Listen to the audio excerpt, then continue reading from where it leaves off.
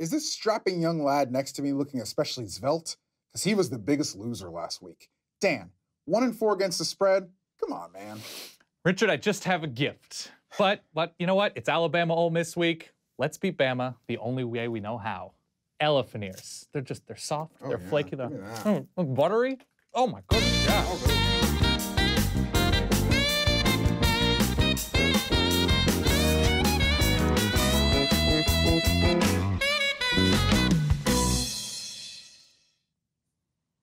Hey everybody, and welcome to Wake Up College Football presented by Xfinity. Quick reminder, Wake Up College Football is the official college football show of Rutgers football, Purdue football, UTSA football. Lamar Jackson, Duck and Waffles, My Mom Sandra. Yeah. Everything. That's everything important in the world. That's the list this week. All right, week 5 is now here. We have a lot to talk about, but before we get into looking forward, it's important to sort of gather what we feel about everything going on. Of course. So let's start here. We gotta get our bearings. We had some close calls last week, a couple close calls the week before with top 5 teams. Was one of those teams Alabama? Not so much. Not so much. I mean, it was close. But yeah, it was close. 10 real minutes. Yeah, so USC has struggled the past couple weeks. Penn State, Clemson, these are teams. Oklahoma, a little bit scary against Baylor there for a minute or two. To you, throughout the course of the season, maybe the past couple weeks, what have been what's the matchup between a top 5 team and somebody else that actually has you most worried looking backwards? I think like USC Texas, because of how big it was, like 10-year or 11-year anniversary of the game and all that kind of stuff, the 2006 game, like we kind of blew that out of proportion. Looking back on it, I don't know how big that win's going to be. Yeah. Because you look at Texas, because I don't know how good Texas is. Transitively, and I know we're not supposed to do that, but whatever. Let's do it. Texas lost to Maryland. Maryland got killed by UCF. Yes, they did. Texas's only win this season over a San Jose State team that got drubbed at home 61-10 against Utah State. Against 3 FBS opponents this season. San Jose State is averaging right around 9 points per game. That's not great. I think this win, looking back, like in December, when we look back, I think we're going to say, wow, this win, this USC win over Texas is much like Texas's win over Notre Dame last season. In a sense of, not in a sense of USC is going to be average, but in a sense of we thought it was a massive deal in September, and I don't know. We shall see. And to be fair to Maryland, they did lose Kasim Hill, who's now out for the year, very early in that game against UCF. I'm going to go with Penn State's win against Iowa because it seems like Iowa game planned against Penn State perfectly. They left the safeties back and they said, do what you want to do, Saquon Barkley. We're not going to let Trace McSorley beat us. And what did Trace McSorley do? He beat them with one throw at the end. That's it. But like he was not particularly good downfield against this Iowa defense. And even intermediate throws, whatever the case, I'm a little bit worried that if we're talking about Penn State as a top 4 team, if they can't separate themselves until the literal last second against Iowa, a totally fine Iowa team, I'm concerned that Penn State may not, in fact, be a top 4 team when they have Michigan and Ohio State in consecutive weeks. Michigan in State College, Ohio State on the road.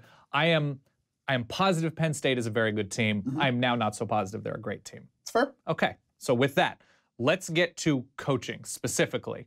Who is your September coach of the month? So September coach of September. Dan, do you remember when a coaching legend at Oklahoma retired very late in the offseason and a lot of us worried? I do because I was on my honeymoon, but actually I don't remember much about it. Yeah. Okay, so Bob Stoops retires late in the offseason, and little-known Lincoln Riley steps in.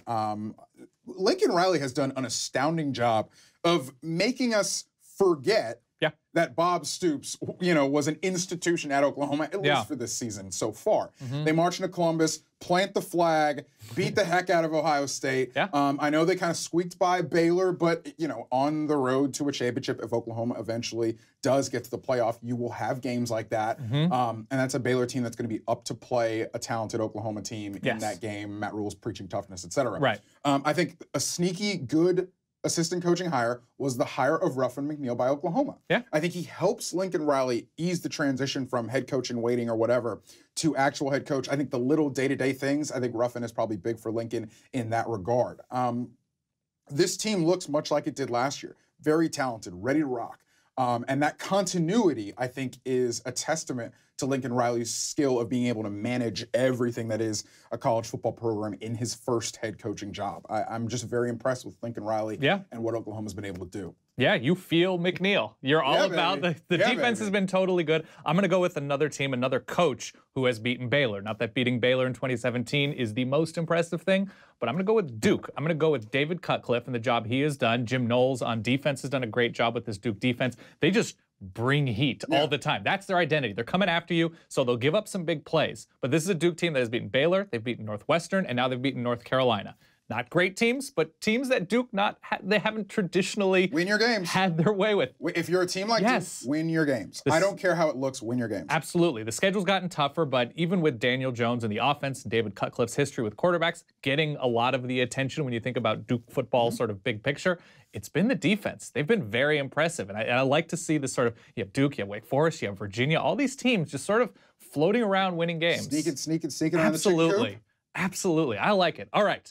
Now, through Cinemagic, by the time we get away from this close-up, it's time to play a game show with Ryan Nanny, and let's get it.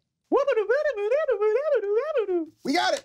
Guys, this is the perfect time in the college football calendar because we have enough data that we can start making wild assumptions about teams.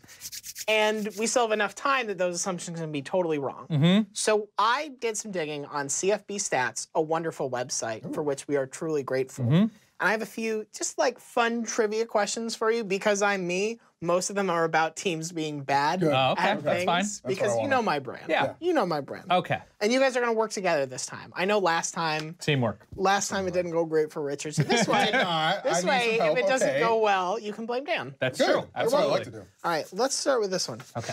Which Power 5 team, and I'm going to get this in multiple choice, runs the fewest offensive plays per punt?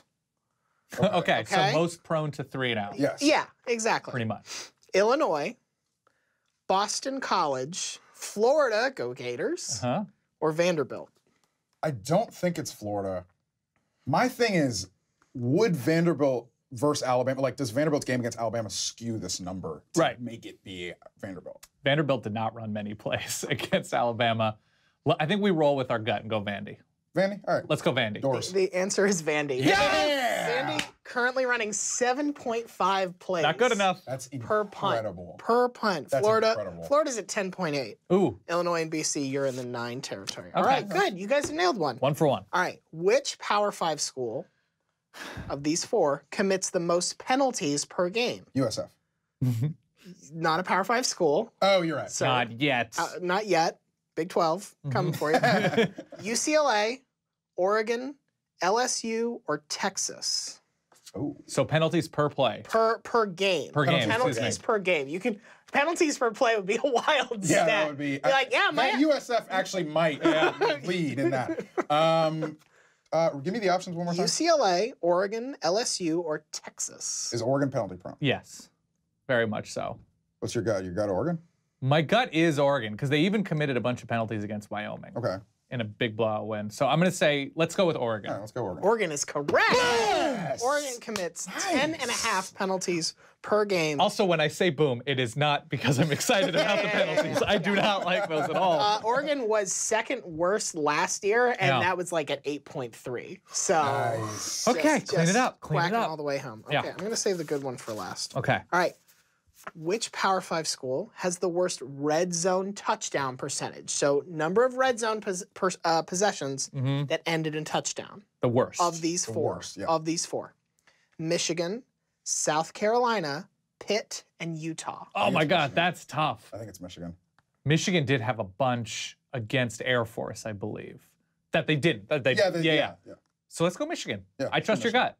You guys are killing it. Yes! Michigan, 4 of 13. 4 of 13, 30.7%. South Carolina and Utah both sub 50. Okay. Yeesh.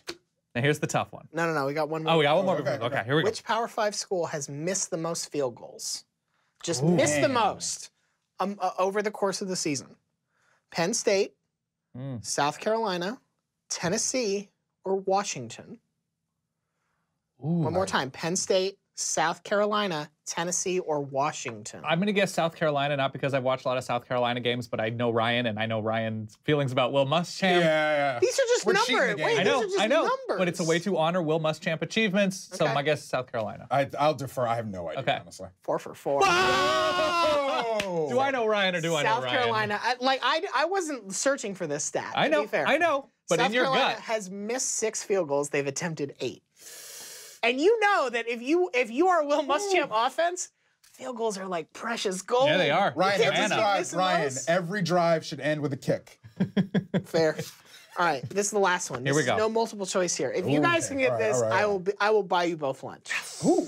All right. Premium lunch. Name the FBS team that has currently negative punt return yardage on the year. All of their collective punt returns, they have So, negative yardage. It should be a It's an team. FBS team. It's an FBS team. It should be a team that probably has a very bad punt return that has like net negative yardage that has influenced such a number. I don't know who that is though. Yeah, I can't think. I'm gonna say Does anybody have like a bungling, like holy roller punt return that you can remember? The Mississippi State. yeah, I don't Louisiana know. Tech thing Let's was throw out a punt guess. return. Just go with your gut. A bad special teams team. Oh, And knowing Ryan, he'll appreciate this number. I'm gonna say Ole Miss. They've just had a really disappointing year. I'll guess. It's not been really. No, just, excuse me. That's You're too wrong. far. You're wrong. That's I'm too right. far. I don't know. If I'm gonna pick one out of the stars, knowing Ryan, Tennessee. Okay.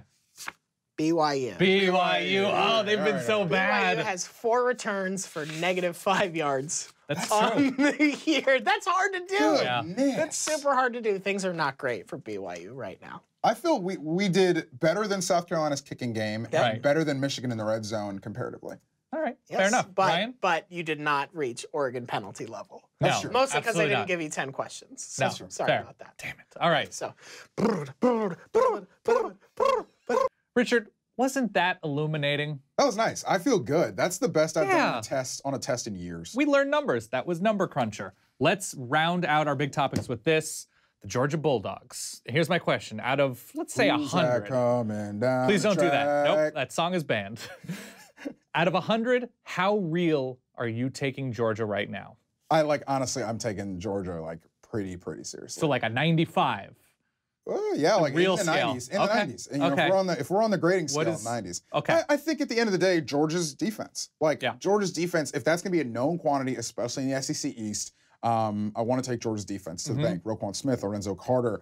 We saw what happens when you get behind. Like Georgia punched Mississippi State in the mouth first play of the game. They get up and they really put Mississippi State behind the 8 ball in general from the beginning. I think Georgia's biggest stumbling block though is mental over anything else. Like not our camera guy, our friend. Yes, sure. Joe Ali, he's behind the lens today. I was at Joe's apartment on Sunday night. We're talking Plays about the receiver for dogs, Georgia. His dogs. Yeah. We're talking about the dogs, and he's stressed. He's worried. You know, I'm like, Joe, be cool, man. Dogs are good, but Yeah. it's that thing of Georgia's going to find a way to mess this up. Okay. Like, that is kind of the prevailing thing that I think Georgia has to worry about more than anything else, because I think in the SEC East they should be all right to run through that schedule unencumbered. Yeah, they are on a losing streak against Vanderbilt.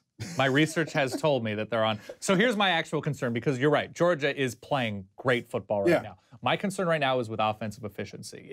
Can they set themselves up for quality drives on first down? Can they force other defenses to give them 3rd and short? You know, can they set up 3rd and 3s? Because defensively, they're damn near perfect right now. So then we're talking about top 5, top 7 Georgia. So can they move the ball against the better defenses that they play? Which right now, they go to Auburn later on, and it's Alabama. And so my question is, does Georgia have enough time to figure that stuff out? I mean, it's tough. I mean, they're going to play a true freshman probably the rest of the year, if all looks like it looks right now. Jake Superior, a.k.a. Jake Fromm. I like Jake Superior better. They have Terry Godwin, who else is a big dynamic pass catcher, because you look at the teams that have been able to challenge those great sort of defenses, you have to have those pass. Ole Miss was efficient those couple years. Clemson was super efficient on offense. Not explosive, but super efficient. So that's the concern. I think they're about 80-85% of the way there because of that. I think you're a little bit too worried about the Alabama factor at the end of the season. Like, I will never think that's a fair litmus test of really any team in the SEC, so I just don't really make it. Georgia's a top 10 team now, though. I get That's it. a test. I get it, but it's a test that I don't really expect them to pass regardless. Okay. I don't care which Jake plays quarterback. I do think Georgia, with that defense, especially on that side of the conference, I will reiterate, is ready to rumble, and something that I would pretty much take to the bank to be in Atlanta first weekend of December. Same page. Give me something I absolutely should know about this weekend. Daniel, what do you need to know about this weekend? We are the official show of quite a lot of things. One of them is Rutgers, which is New York City's Big Ten team. Yeah. Rutgers plays Ohio State this weekend. That has not gone well historically for our Scarlet Knights. No. And by historically, I mean the 3 times that these teams have played, which happened to be in the last 3 seasons. So, Ohio State Rutgers goes off this weekend. The last 2 times that they have played, Rutgers has scored 1 offensive touchdown. That 1 touchdown came with 13 seconds left in the 2015 Are you calling game. for a second touchdown this year? Ohio State, maybe. Ohio State has scored 49 points or more in all 3 games. Something's got to give in this game, and by something, I mean Rutgers keeps it close, like midway through the second quarter. Fair enough. I'm going with Memphis going to UCF, the rescheduled game from before because of Hurricane Irma. These 2 teams are among the most explosive teams, just huge plays over and over again in the country. They are also allowing a ton of huge chunk plays. So there is just going to be yardage. There is just going to be fun. Scott Frost and UCF, Mike Norvell, one of the Norvells. One of the Norvells, yes. Yeah, Mike Norvell. It is Mike. The Norvell Mike Norvell and Memphis are going to, Anthony Miller was a huge deal against UCLA. They've run the ball really well at times. I think just in terms of pure entertainment TV show, this is what you should be watching. Let's get into your picks. Shall we? We will go rapid fire here. Indiana over Penn State, 17-point underdog are the... Over them, or they're just going to cover? Just going to cover. Okay. Just going to cover. I almost called Indiana the Boilermakers. Don't do that. That would make me a lot of friends, but we are the official show of, among other things, the Purdue Boilermakers. Yes. Indiana, 17-point dog. I will take them to beat the spread over Penn State. Give me some Simi, baby! Simi Cobbs, my man, didn't do well really against Georgia Southern, but Indiana put that game to bed early, and so my man did not have to run wild over the Eagles, but I do think he will play pretty well against Penn State and give Indiana a fighting chance in that game. That was a 7-point game last year going into the 4th quarter. Sure. Give me the Dogs over Tennessee. Give me them big. Dogs are 7.5-point favorite. I don't think that's near enough. Cal, 13.5-point dog. Give me Cal to beat the spread against Oregon, against your Oregon Ducks. Eat some duck confit at the 50-yard line, perhaps. The Bears hung with USC last week. That really impressed me. Oregon got torched by wide receiver N'Keal Harry, thank you, of Arizona State. I do not know if Demetrius Robinson's going to play in this game for Cal. We don't know yet at that point, so I'm kind of walking out on a limb. But give me the Bears. Yeah, I'm sorry for correcting you so quickly. No, I needed to. He's just so fresh in my mind as an Oregon fan. That's fair. Speaking of Arizona State, give me Stanford, 16-point favorite over those Sun Devils. I have absolutely no faith that Arizona State can come close to containing Bryce Love. Georgia Tech, 10-point favorite over North Carolina. Give me the Bees, buzz. The Heels, rushing defense is terrible. Good, fair. I'm taking Wisconsin, -7.5 against Northwestern. I do not think Northwestern's offense is built to beat this Wisconsin defense. Big plays are needed. They do not have them. Alabama, -27.5 against Ole Miss. A.J. Brown is a game-time decision. We saw Ole Miss without A.J. Brown against Cal. They are a different team when they can't stretch the field. Not feeling great, though. Shea Patterson against this Bama defense should be interesting and fun. I want Shea Patterson to just chuck the duck. Absolutely. Wazoo +3.5 at home. Home dogs against USC. Short week. I don't think it's the Luke Fox show for Wazoo. I think defensively, we talked about this earlier on in the season, Hercules Mataafa. A name to remember. Hercules. Michigan State gets Iowa in a huge letdown spot in East Lansing. Michigan State's favored by 3. I think L.J. Scott doesn't drop balls as he heads into the end zone this week. I think Michigan State wins this game by 7 or 10 points. And finally, big disagree. I think Oregon rolls against Cal. I think they bounce back nicely at home. Tough road environment for Cal. I think it's a good spot, maybe a letdown spot for Cal after coming so close and keeping it a game against USC. I think Oregon gets it together. Thus far this year, I am the surer thing making picks. I am 65% wrong. I feel good about even increasing that number this week. Richard, thank you very much for your time, energy, and efforts. It's been wonderful. Good teamwork earlier. Yes, we really nailed that. So that telepathy, that host connection. right there. Stockton Malone. I'm Malone.